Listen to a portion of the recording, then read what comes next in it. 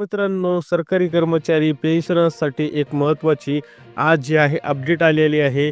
मित्रांनो, आज देशातील कोट्यावधी किंवा देशातील करोडो कर्मचारी, लाखो पेन्शनर्स आणि त्यांच्या कुटुंबियांचे डोळे एकाच दिशेला लागले आहेत, केंद्र सरकारच्या मोठ्या निर्णयाकडे.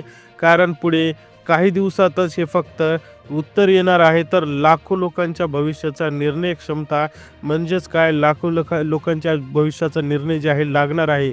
देशाचं वातावरण सध्या विचित्र आणि शांत आहे, पण या शांततेखाली खोलवर सुरक्षितता आणि अपेक्षा आणि भीती दाटून आली आहे. कोणी म्हणतं सरकार मोठा धडाकेबाज निर्णय घेणार आहे, तर कोणी म्हणतं सरकार शांत आहे म्हणजे काहीतरी मोठं घडणारच आहे. बघा मित्रांनो, गेल्या काही महिन्यांपासून एकच प्रश्न समोर येणार आहे, काय होणार? अंतरिम जे आहे 20% राहत मिळणार का? 50% DA बेसिक मर्ज होणार का? 8वा वेतन आयोग यावेळेस लागू होणार का? 18 महिन्यांचा थकीत एरियस मिळणार का? या प्रश्नांच्या भोवती देशभरात चर्चा, वाद अशा अनेक आशा निराशा फिरत आहेत. फक्त कर्मचारीच नाही, तर त्यांच्या कुटुंबियांची या निर्णयाचा थेट परिणाम होणार आहे. कारण कर्मचाऱ्यावर त्याचं अख्खं कुटुंब निर्भर असल्यामुळे त्याचा जो काही निकाल सरकारकडून लागेल त्याचा स्पष्ट परिणाम त्याच्या कुटुंबावर सुद्धा होणार आहे. शेतकऱ्यांप्रमाणे अपेक्षा पावसाची वाट पाहणारा देश जे आहे आपल्याला पाहायला भेटतो. जसं शेतकरी ढगांकडे पाहत म्हणतो, कधी बरसेल पाऊस, तर तसंच कर्मचारी आणि पेन्शनर्सला आत्ता म्हणतायत कधी येईल सरकारचं उत्तर. म्हणजेच काय, तर मोबाईलचं नोटिफिकेशन ऑन करून, यूट्यूबवर न्यूज चॅनलवर लाईव्ह बघून, व्हॉट्सअप ग्रुपमध्ये सतत डिस्कशन करून, पेपर पाहिली, हेडलाईन पाहिली, डोळे पाहिले, त्या न्यूज शोधल्या, सगळं करून झालं. लोक एकच गोष्ट सांगतात, सरकार काय सांगणार, सरकार काय निर्णय घेणार, आपला विचार करणार का?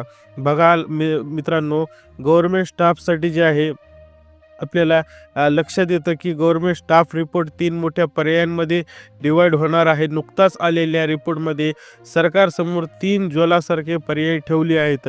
एक तर 20% इंटरिम रिलीफ लगेच लागू करणे, महागाईचा आग ओकणाऱ्या राक्षसापासून लोकांची तातडीने संरक्षण देणारा निर्णय होऊ शकतो, जेणेकरून बऱ्याच लोकांच्या आयुष्यामध्ये आनंद येऊ शकतो.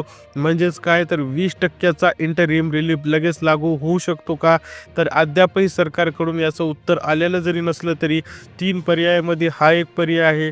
दुसरा पर्याय आहे 50% DA बेसिकमध्ये मर्ज करणे. इतिहासात अनेकदा झालेली प्रक्रिया, म्हणजेच DA 50% ओलांडला की बेसिकमध्ये मर्ज केला जातो. आता DA 58% गेला आहे, म्हणजेच सध्याची परिस्थिती 100% आहे. तर DA जे आहे आता बेसिकमध्ये मर्ज करण्यासाठी सरकारकडे हा एक पर्याय दिलेला आहे. या पर्यायाने सुद्धा कर्मचारी वर्गामध्ये काहीसा फायदा भेटून कर्मचारी वर्गाला जे आहे एक समाधान भेटू शकतं. आता तिसरा पर्याय बघा, दोन्ही गोष्टी एकत्र एक मेगा राहत पॅकेज जे आहे सरकार घेऊ शकतं का? म्हणजे जर सरकारने हा पर्याय निवडला तर हे स्वातंत्र्यानंतरचे सर्वात मोठे वेतन सुधारणा पॅकेज ठरू शकतं. म्हणजेच कसं, तर बघा दोन्ही गोष्ट जरी एकत्र आल्या तर बघा 20% इंटरियम रिलीफ लगेच लागू करणे आणि DA जे आहे DA बेसिकमध्ये मर्ज करणे 50%. तर ह्या दोन्ही गोष्टी सरकारने केला तर मात्र स्वतंत्र भारतानंतरचं हे सरकारचं मोठं वेतन पॅकेज सुधारणा होऊ शकतं, जे की कर्मचारी वर्गासाठी ऐतिहासिक पाऊल उचलल्याचा एक न्याय निवाडा देऊ शकतं. आणि ह्या 3 बाबी ज्या आहेत सरकार पुढे आहेत, 3 बाबीवर सरकार एकत्रितपणे विचार करत आहे. सरकार निर्णय कोणता घेईल हे सध्या जरी आपल्याला लक्षात येत नसेल तरी काही मुद्दे समोर येत आहेत. ते म्हणजे हिवाळी अधिवेशन, देशाची नजर संसदेकडे. आपल्याला माहीत आहे 1 डिसेंबरपासून झालेल्या हिवाळी अधिवेशनात अत्यंत गरम आहे. विरोधक खुलेपणाने सरकारला थेट प्रश्न विचारत आहेत. कर्मचारी वर्गासाठी 20% राहत कधी येणार? 50% DA मर्ज कधी होणार? 8वा वेतन आयोग वेळेवर लागू होणार का?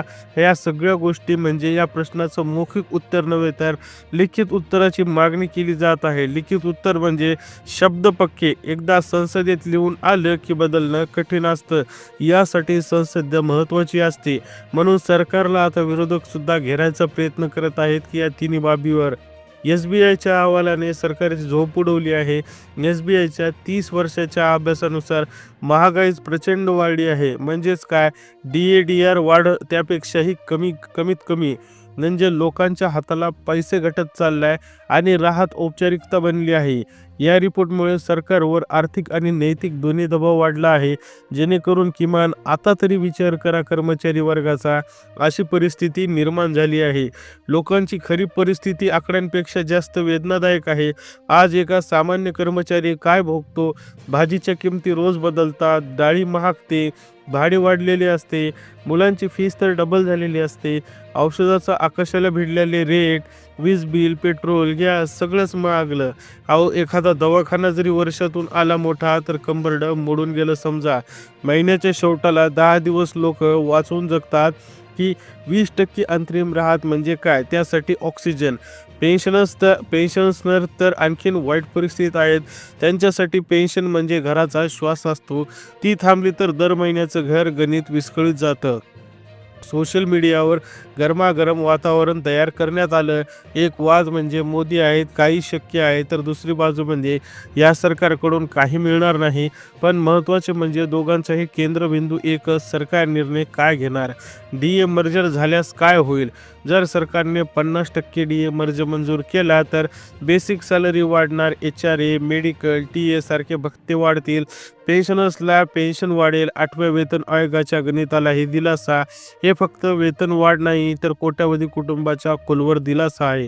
पण सरकारची अडचण आर्थिक भार. इतका मोठा निर्णय घेताना सरकारला आर्थिक ताण येईल, पण अनेक तज्ज्ञांच्या मते हे दीर्घकालीन फायद्याचे आहे. लोकांची खरेदी क्षमता वाढली तर अर्थव्यवस्था सुद्धा वाढेल.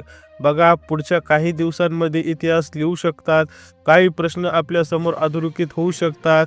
म्हणजेच काय तर महागाईचा तडका वाढला, DA मर्जरची योग्य वेळ आली, राजकीय दबाव मोठा आहे, लोकांची चिडचिड वाढली, 8वा वेतन आयोग 2026 पासून लागू होणार.